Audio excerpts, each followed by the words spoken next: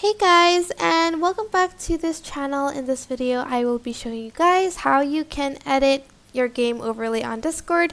So go to user settings, scroll down until you find game overlay. As you can see, I have enabled it, and what that means is whenever I open up a game, for instance Valorant, the people who are in the same channel with me will show over here, and you can choose the avatar size, for instance large. Display names maybe only while they're speaking, and also display users maybe only while they're speaking. And I have mine up here, but you can put it here, or here.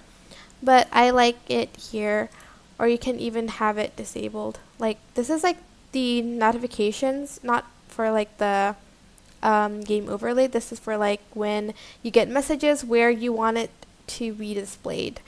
So yeah, that is basically it. I hope this tutorial was helpful for you guys. Don't forget to like, comment, share, and also subscribe to this channel if you haven't done that. If you have any questions, just leave it in the comment section down below and I will try my best to answer them all. Thank you so much for watching. Bye!